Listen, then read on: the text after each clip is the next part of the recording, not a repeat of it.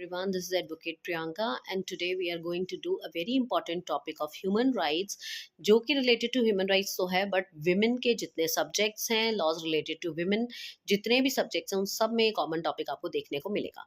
Topic का नाम है national commission for women. National commission for women अपने आप में एक बहुत ही इंपॉर्टेंट टॉपिक है, जिसमें हम इसकी फॉर्मेशन, इसकी इनैक्टमेंट, इसकी पावर, इसकी फंक्शंस, इसकी कॉम्पोजिशन सब कुछ पढ़ेंगे. नेशनल कमीशन फॉर वुमेन जो है, ये वुमेन के राइट्स के बारे में बात करता है. ये एक ऐसी बॉडी है नेशनल लेवल की जिसका काम है promotion and protection of women rights. ये बॉडी फॉर्म हुई थी 1992 में under the national commission for women act 1990. इस एक्ट के अंदर ये बॉडी बनाई गई थी, नेशनल कमीशन फॉर वुमेन, और ये एक ऑटोनॉमस और स्टैट्यूटरी बॉडी मानी जाती है. इसका एक ही इकलौता काम है मेजर जो है वो विमेन राइट्स के लिए प्रमोशन एंड प्रोटेक्शन कर देना. इसमें जो इसकी जो रिस्पॉन्सिबिलिटी होती है इस कमीशन की, वो है रिव्यू करना और एड्रेस करना ऐसे इश्यूज को जो रिलेटेड टू विमेन राइट्स हैं और उनके लिए रिकमेंडेशंस प्रोवाइड करना. इसकी जो कॉम्पोजिशन है वो section 3 of national commission for women act में लिखी गई है. इसकी कॉम्पोजिशन में एक चेयरमैन होता है, 5 मेंबर्स होते हैं, साथ ही साथ एक मेंबर सेक्रेटरी होता है जिसको सेंट्रल गवर्नमेंट नॉमिनेट करती है. इन सब का जो टाइम पीरियड रहता है वो 3 साल का रहता है. जो इसके 5 मेंबर होते हैं वो एक्सपर्टीज होते हैं लॉ के, लेजिस्लेशन के, ट्रेड यूनियन के, एडमिनिस्ट्रेशन के, हेल्थ और एजुकेशन के. इन सब में इनका स्पेशलाइज्ड होना बहुत ज़रूरी है. और इन 5 में से एक मेंबर SC/ST ग्रुप से भी होना ज़रूरी है, क्योंकि वहाँ पर SC/ST के भी को भी आपका रिप्रेजेंट करने के लिए एक मेंबर का होना ज़रूरी है.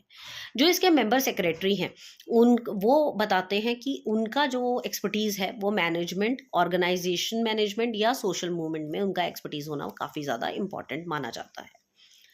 अगर इनको कोई हटा सकते हैं तो हटाने के पीछे कुछ मेजर कारण होने चाहिए जिसके बेसिस पे आप इनको हटा सकते हो. और वो कारण है, अगर ये कल को इंसॉल्वेंट हो जाते हैं, कोई ऐसा काम कर देते हैं जिसके लिए इनको इम्प्रिजनमेंट हो जाती है, कन्विक्ट बन जाते हैं ये, या इसके अलावा ये अनसाउंड माइंड के होते हैं, अगर कोई पब्लिक इंटरेस्ट के खिलाफ काम कर दिया हो इन्होंने, या काम करने से मना कर दिया हो, कोई एक्ट नहीं कर पाए हो, या कहीं और पेड एम्प्लॉयमेंट करने लग गए हो, तो इन सब केसेस में ये जो हैं ये नहीं कंसिडर किए जाएंगे एज अ मेंबर.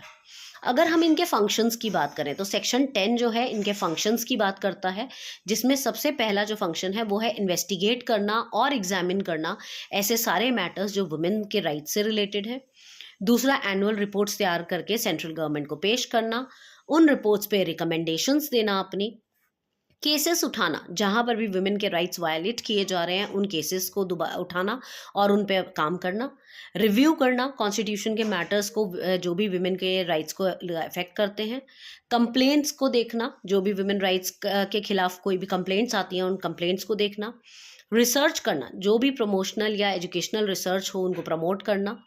इसके अलावा वो लीगल अवेयरनेस प्रोग्राम स्पॉन्सर करते हैं, पार्टिसिपेट करते हैं, एडवाइज करते हैं, ऐसे कोई भी काम जहाँ पर वुमेन के राइट से रिलेटेड कोई भी काम हो रहा होता है. तो ये सारे इनके फंक्शनिंग में आती है. इसके अलावा भी बहुत सारे फंक्शंस हैं इनके, सेमिनार्स कंडक्ट करना, वर्कशॉप्स कंडक्ट करना, जहाँ पर भी वुमेन अवेयरनेस की बात आती है. इनके कुछ पावर्स भी हैं. पावर्स में क्या आता है कि इनकी एक तो सिविल कोर्ट वाली पूरी पावर होती है. ये समन कर सकते हैं, किसी को एनफोर्स कर सकते हैं अटेंडेंस के लिए, किसी भी डॉक्यूमेंट को एज एन एविडेंस ये मांग सकते हैं ऑन एफिडेविट. ये पब्लिक रिकॉर्ड के लिए भी बोल सकते हैं, विटनेस को एग्जामिन करने का भी इनके पास पावर है, और ये मेडिकल कैंप्स वगैरह लगाने का भी इनका पूरा राइट होता है. बट बाकी सारे ऑर्गेनाइजेशंस की तरह इनकी भी अपनी कुछ लिमिटेशंस होती हैं, जिनमें कुछ लिमिटेशंस आती हैं जैसे कि इनका जो रिसोर्स है वो बहुत थोड़ा रह जाता है, रिसोर्स जो है पूरा नहीं पड़ पाता, फंडिंग नहीं हो पाती है, पूरी फंड्स की कमी रह जाती है, इनकी पावर बहुत ज़्यादा वो नहीं होती, मानी नहीं जाती. इनकी पावर थोड़ी सी लिमिटेड पावर होती है इनकी, जिसकी वजह से चीज़ों को इन्फोर्स नहीं कर पाते हैं जितना ये चाहते हैं. जिस लेवल पे काम करना चाहते हैं उस लेवल पे काम नहीं कर पाते हैं. इसके अलावा जो नेशनल कमीशन फॉर वुमेन है वो हर स्टेट में भी स्टेट वुमेन कमीशन के तौर पे बनाया गया है, जहाँ पर स्टेट के जो वुमेन इश्यूज़ होते हैं या वुमेन राइट्स कहीं पर वायलेट किए जाते हैं तो उसमें ये लोग काम करते हैं.